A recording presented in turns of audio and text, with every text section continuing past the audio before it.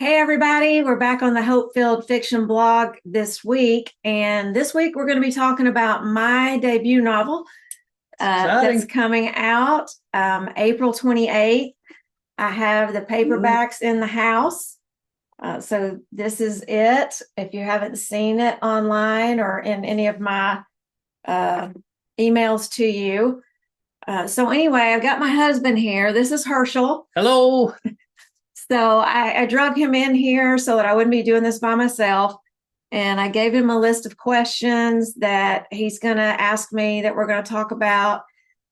Just see how far we get into it before our time is up. But I've been doing these author interviews on my blog for over 5 years now, highlighting other authors and their new releases and doing giveaways, for their books. So this week it's my turn to do that for my own book. Yeah. So I'm going to give away a copy of the book. So if you want a chance to win, after you watch this, go down to the comments section and leave a comment, and you'll be entered into the giveaway. So we're going to get rolling. I want to introduce myself to those of you who may not know me. Hershel and I met in 8th grade. Long time ago. Yes, when he came from a rival school to play football. And so we dated then, and we dated through high school up until the middle of our junior year. And we broke up for about a year and a half or so. And he joined the Navy after graduation. And I found out he was leaving and decided I wanted him back. Running right back. So we got back together that summer after high school graduation and married that December. So we're coming up on 45 years married this year. And we have 3 grown children who are married, and we have 7 grandchildren aged between 4 and 19. And he's a pastor. After being in the Navy for 18 years, God called us to plant a church here in Chesapeake, Virginia. And so he planted the church in 1999, just 2 years before he retired from 20 years in the Navy. And we're still at that church. Still there. 27 years later, still there. And it's wonderful church, a wonderful group of people. We're very blessed. So anyway, that's a little bit about us and our backstory. So now we're going to talk about writing and about my book. So he's going to ask me some questions. Yeah. Well, let's start with this one. Let's talk about your journey a little bit. Like, how did you get started? When did you get started?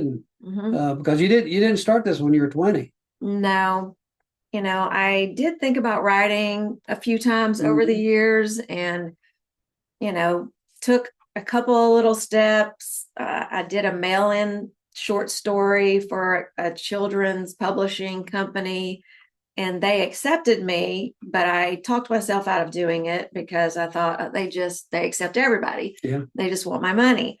So I felt like I don't have the talent, I can't do it.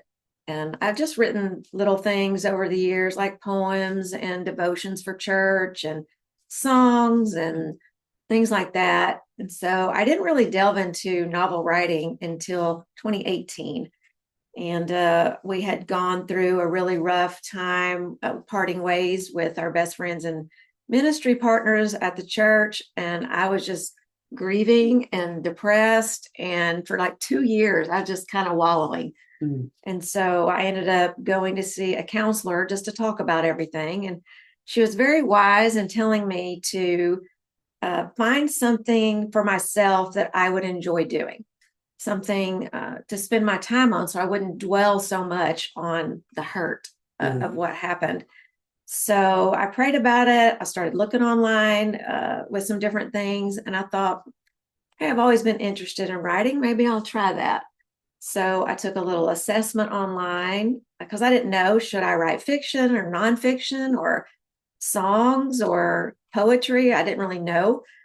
So I took an assessment, and through that assessment, it kind of led me to writing fiction because I love fiction. I've always been an avid reader of fiction, and I specifically love Christian fiction after becoming a believer.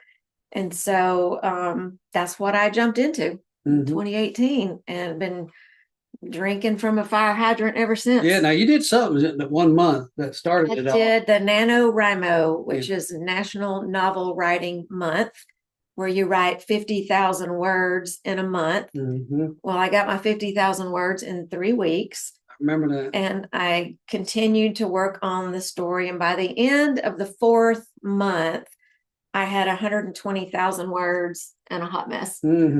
So that's when I started going to writers' conferences and learning how to fix it and how many words it needed to be. So I learned a lot after that. It was a great experience. I wrote another manuscript in 2019, which turned into this book. So I wrote the first draft of this in 2019, set it aside for a couple years, went back to the first book, worked on that.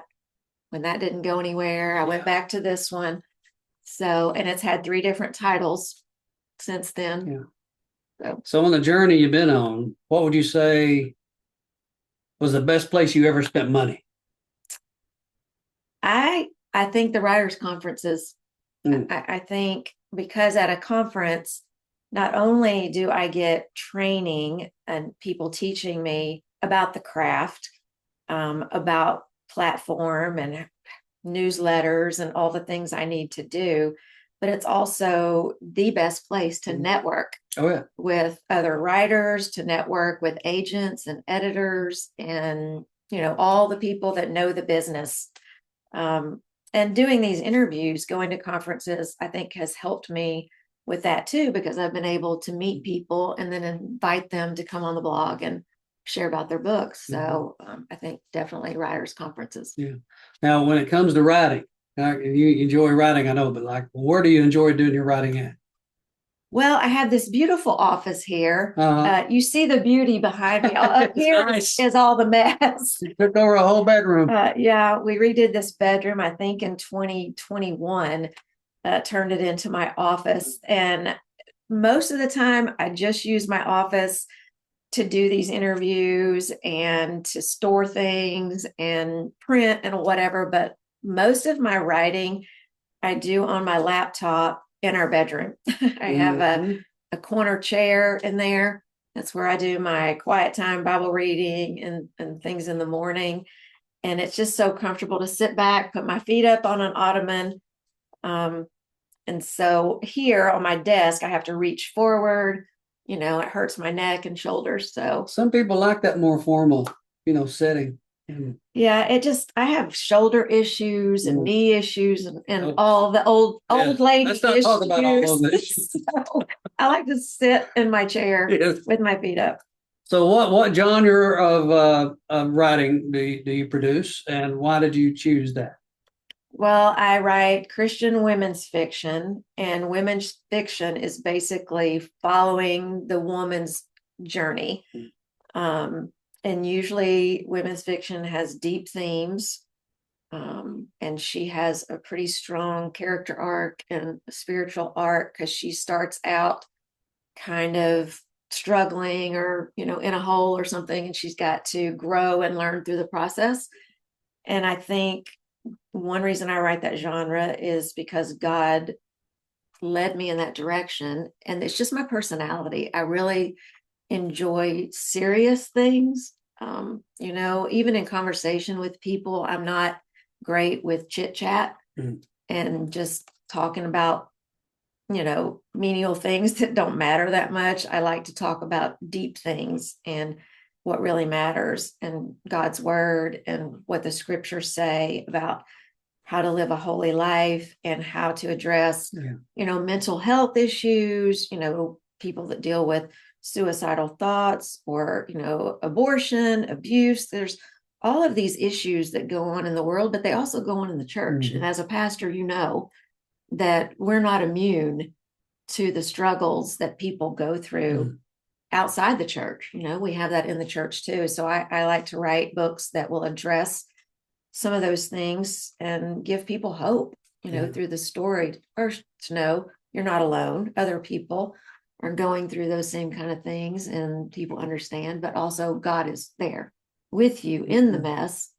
And with him, there's hope and there's forgiveness, redemption, all those things. I love in this book that you've written that in the very beginning, it kind of lays a framework for how you kind of incorporate your faith really into this because it's a big part of your writing, right? Right, because it's a big part of my life. I don't think I could write a book without Christ, and scripture and hope. People do, Christian people do, and that's great. We need all kinds of books and all kinds of writers that write different genres. Some people just want like a rom-com that's funny, that's uplifting. And sometimes I enjoy reading rom-coms too. I enjoy reading historical fiction and mystery suspense. I enjoy all of those things. I don't know. It would depend. It would depend on the story, I think. Yeah. But I do enjoy those things. But my faith is so central to who I am. It's the most important thing in my life. So I can't produce work without it. Yeah. So in your book, Stronger Than the Storm, well, I know the answer to this, but is it based on a true story? Is it, or is it just a lot of fiction or what? Well, it is a fictional story, fictional characters, and, mostly fiction. But it was inspired by a season that we went through with a prodigal child 20 years ago. This year is the 20-year anniversary of when all that started. It's hard to believe, I know. But yeah, so it's based on personal experience, but fictional. I think I started out when I first started on this in 2019.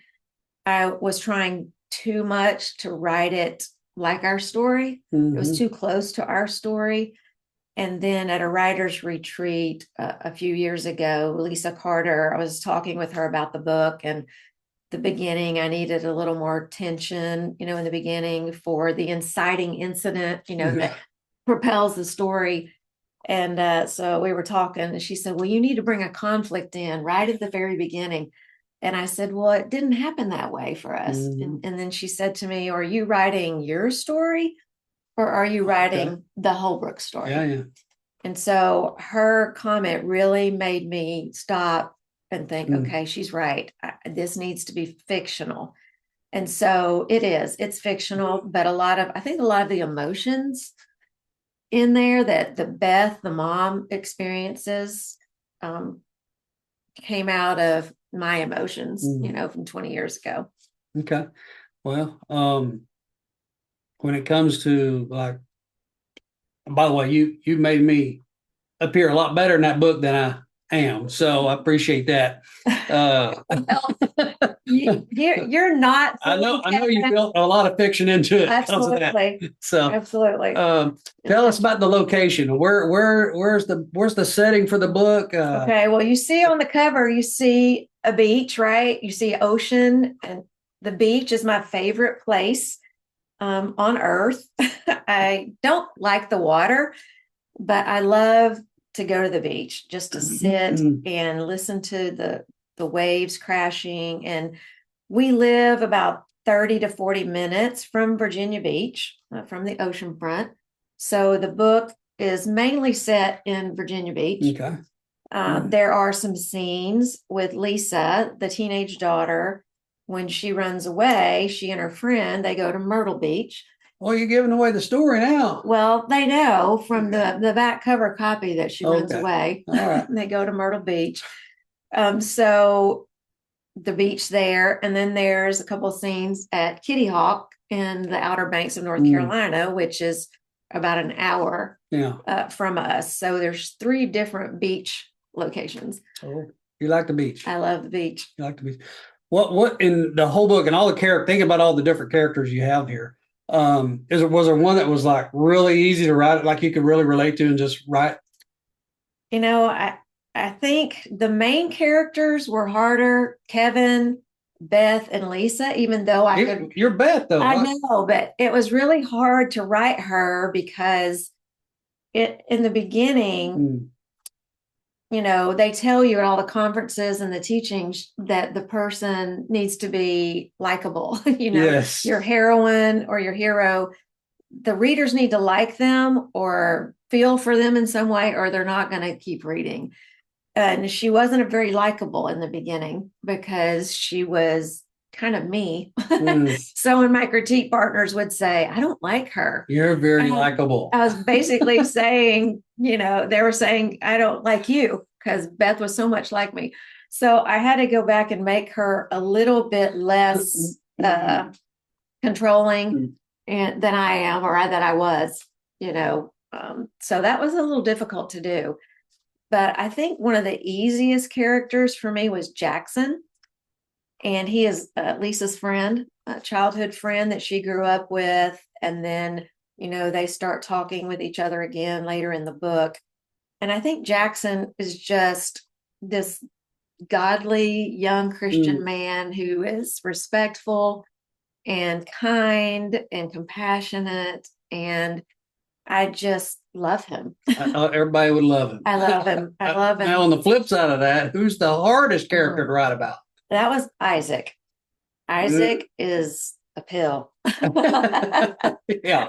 And nobody likes Isaac for good reason. You should not. And it was really hard for me to write his character because I don't really know people like that.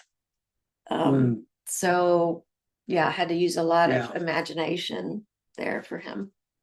Well, there's a lot of heavy topics in the book, but what was the most difficult for you to deal with? What was the most difficult scene in the book for you to write about? Any of the scenes dealing with Isaac were difficult, especially when he was with Lisa and just his disrespect, the way he treated her. And later in the book, some abusive situations came into play. And that was really hard. It was really hard to write. It was hard for me to read, after I wrote it. I'm like, oh, gosh, this guy. But this stuff needs to be shared, right? Because that's where the hope comes in. There's people living that situation that need some hope. Yeah, for sure. So that's why, all the topics, there's infidelity, there's teen pregnancy and the runaway and betrayal, family secrets. There's so many hard things, but it's in the valley, it's in the trials and the hard things where God does his best work. That's where we see him the most, where he shows up. So what would you say through all those pages in that book, what's the one quote that really stands out to you the most? Well, there's so many quotes. I have a list of them and I made some graphics for them, but one that really sticks out that also some early readers have mentioned in their review is God has the power to turn messes into ministry and trials into a testimony when we entrust our hurts to him. Yeah. And one reason I love that quote too is because I think that's true for me with writing this book, that God is now using our mess and our trial for good, for ministry and for testimony for all the people who read the book and are encouraged and feel hope. Then the hurt is not wasted, if we share it with other people. That's what the aim, I think, is. You're trying to fill people with hope and help and everything. But tell me something that you got out of writing this book. I think what I got from it is basically that I could actually write a novel, for one thing. Well, that's because, huge. That was huge, but also dependence on God, because I could not do this without him. Yeah. I mean, I literally, when I sat down to write, would pray for every scene, and just ask God, okay, what's next? What is this character? Because a lot of writers, they outline their stories ahead of time. They have it all mapped out and plotted. They know exactly where it's going and what's happening. And for whatever reason, I can't seem to do that. But I am, I am planned in every other area of my life. I'm not good with spontaneous things. Don't I like don't spontaneous at like all. spontaneous. So the fact that I just sit down and write what comes is quite a surprise. Mm. So it's God, I think, showing me another side of myself that I didn't know was there. Learning about myself through this, that in some ways, I guess I can be spontaneous Yeah. when it comes to this. There's going to be a lot of different people that read your book, and but I know you got something you want them to take away from it. And I guess people take a lot of different things, away Yeah. from it. But what are you really hoping that they take away? Yeah. Because, I mean, if a teenager reads it, Mm, they're going to take away something yeah, totally different than a mom or a yeah, grandmother, or whatever. But I think overarching theme that maybe anybody who reads it could take away is, I think, that hope is there no matter what has happened in your life. That yeah, transparency is important, honesty is important, and that when we hold back and we're dishonest with people that we're close to, especially a spouse, like Beth kept this secret for so long from her husband and her family, um, she can't live fully free and live the fulfilling life that God intends when you're holding that secret stuff. So I think that transparency leads to healing, and that God is there with you through it and He will help you. It's not easy to recover from a betrayal like that, but with God, everything is possible.